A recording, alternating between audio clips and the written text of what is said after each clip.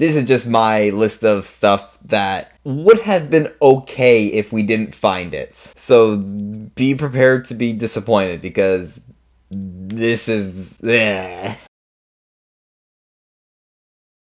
so first, this is the reason why I made this video. I remember watching this video, I think when it was first found, I had no idea about this video. It's called Dr. Dre Hates His Fans, and this is a re-upload of it. This video was originally published in 2011, and it was meant to be some kind of advertisement or like marketing ploy to publish a novel that you'll see at the end of this video here.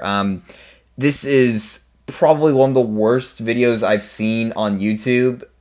This is definitely a video that would have actually scared me as a kid, so it would have fit perfectly as the videos I should not have watched as a kid, but obviously I watched it as an adult, so it would have freaked me out then. It freaks me out a little now, but only when I watch it. I'm rambling. Let's just get to this.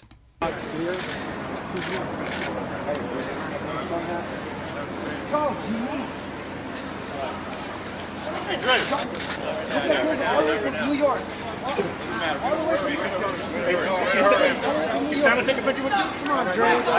In all fairness, he does not look like he wants to be there.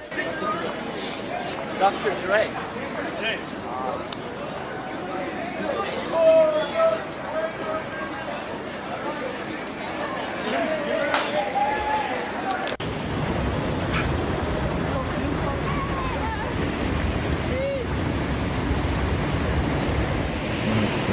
Florida, that's somewhere from Canada, almost like California.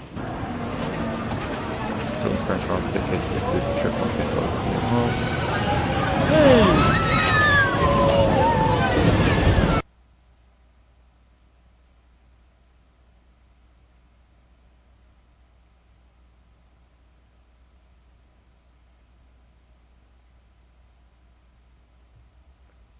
I'm not gonna lie.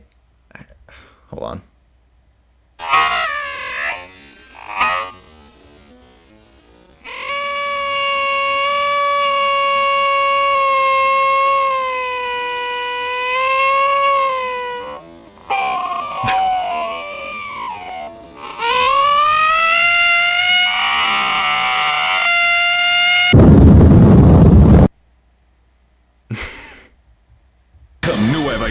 Well, hello. But, okay, I won't lie, though, like, the faces of the kids in that clip are a little freaky.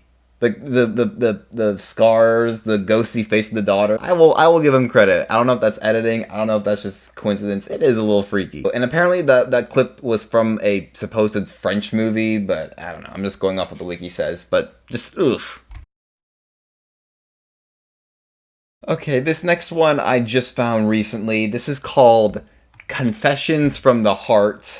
This is a Kevin Hart, I was about to say stand-up. It's actually not a stand-up special, but apparently this is just a animated series of short films that Kevin Hart kind of narrates, almost like a comedy album. Audio is being played over it. And it's, I think it's supposed to supposedly sell or help promote his NFT collection thing. This was also released on the Roku channel, out of all places. I refuse to watch this whole thing, I'm sorry to say. But I watched bits and pieces here, and this is probably the best bit I've found out of the whole special, if you want to call it special. So here we go.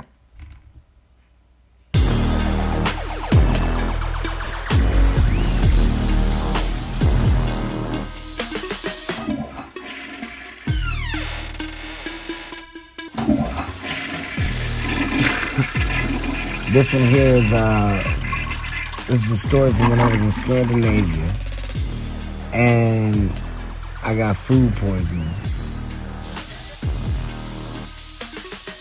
I don't know what it was, man. You know, I think we ate some raw chicken. Okay, I'm done here. Somewhere. I forgot to say, he sounds so disinterested in this entire special here. It also sounds like this was recorded like 10 years ago, 20 years ago, maybe. I have no idea. But you've seen enough. I don't need to play anything else.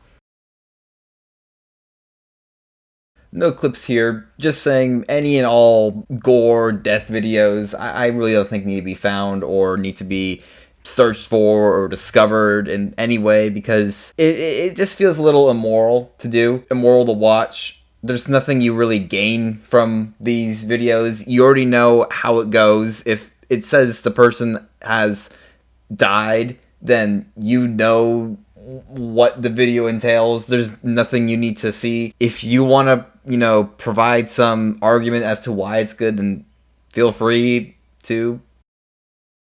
The United States release of Once Upon a Time in America is a 139-minute cut film from a 229 originally cut film that was released in America. Basically, the United States version was 90 minutes shorter than the official release in Europe and the USSR and other places at the time of the release. The film was heavily panned in America and was a box office bomb because of it. This version of the cut was done to basically appease the distributors to American audiences. This works a little better if you've seen the movie, but the movie is told in again, it's 229 minutes, a long, non-linear, non-chronological order fashion. But the 139-minute cut was recut and with a bunch of scenes deleted. 90 minutes is gone, obviously, to make it more like a traditional storyline, a traditional chronological narrative, where scenes are missing and context is taken out, and it just became this hodgepodge mess where people who have seen the original cut version and seen the US version